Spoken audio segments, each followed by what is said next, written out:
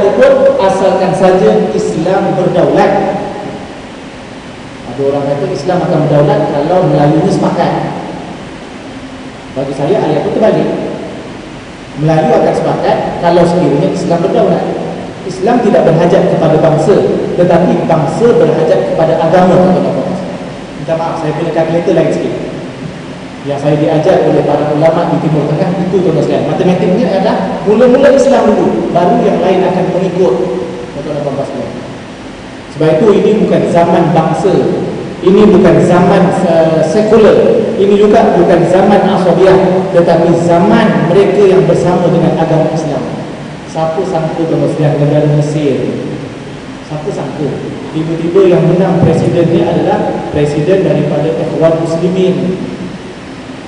Penjara Mesir ini cukup unik. Orang yang pernah masuk penjara di Mesir akan jadi pemimpin. Dulu Nabi Yusuf alaihissalam. Tapi kalau jadi pemimpin dulu baru pergi penjara, itu Husni Mubarak. Dia tak ikut dia punya flow. Sebab itu sejak daripada Dr. Mursi menjadi presiden, dia bergunjung, dia buka quote dia, saya tidak memakai baju kalis peluru. Maknanya berbeza dengan presiden sebelum ni. Presiden sebelum ni takut di negara sendiri. Tuan-tuan nak lalu di jalan di tengah-tengah bandar Kairah, terpaksa disekat aliran jalan raya di Kairah. Tak pasal-pasal saya yang tak terlibat pun jam juga, tuan-tuan. Nak pergi kuliah, apa ni jalan jam? Takkan bagi-bagi dari aksiden. Takkan depan ada apa? Rupa-rupanya bila tengok atas bangunan, tuan-tuan, dia punya polis pakai baju biasa, tuan-tuan. Setiap selang satu bangunan akan ada surat ke atas. Itu tandanya presiden akan lalu jalan. Punyalah takut, ya Allah.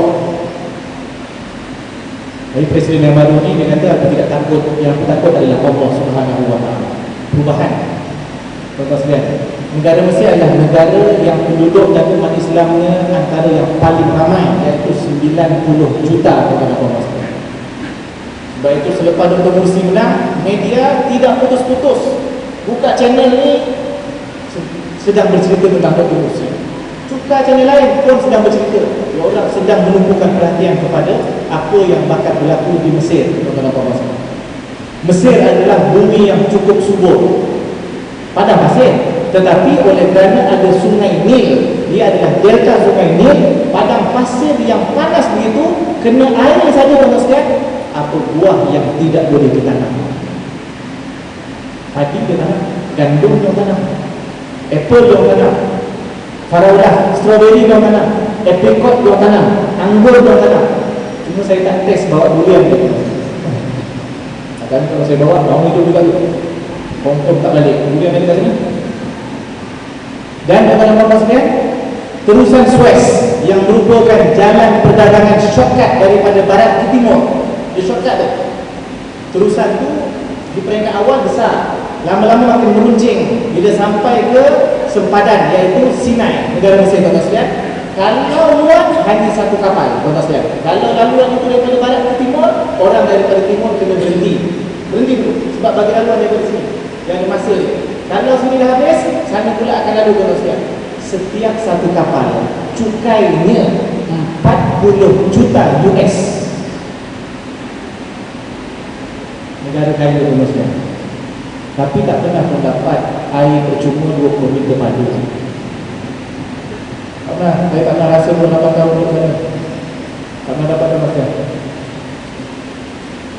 Tak tahu.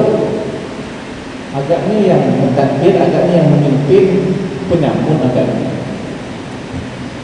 Dia tak sampai. Duit tu tak sampai dekat Syabas. Kalau sampai pun rembat dari tengah sini. Air pangan ni dah surut, air pangan ni dah surut, air pangan ni dah surut. Ya Allah, menakutkan. Tuan-tuan, ayat motivasi daripada Allah Ta'ala. Ini penting, tuan-tuan. Mereka yang berjuang di jalan Allah Ta'ala kena yakin. Sebab duit kita tak banyak, harta kita juga tak banyak, tetapi yang kita ada adalah kekuatan dalaman yang datang daripada Allah Subhanahu wa Ta'ala. Allah berfirman dalam satu ayat, in takunu ta'lamuna fa innahum ya'lamuna kama ta'lamun wa tarjuna minallah ma la yarju. In takunu ta'lamun, ini bukan ain, dia guna hamzah. Alamun, iaitu sakit.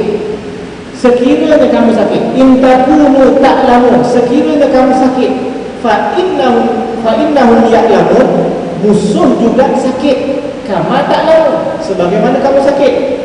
Masing-masing susun strategi. Orang yang berjuang di atas nama agama Islam, dia sakit sebab kita buat ni, dia orang batalkan. Kita buat program bagus, dia orang cancelkan. Sekarang okey lah. Masuk masjid, kita jumpa papan tanda tuan-tuan sekalian, cantik, senarai, apa lagi, nama-nama, kadang-kadang ayat Quran bagus, baru tuan-tuan sekalian. Dulu masuk masjid, tengok papan tanda je, senarai kan tuan-tuan sekalian, 20 penceramah yang dilarang berceramah di masjid. Kan beza.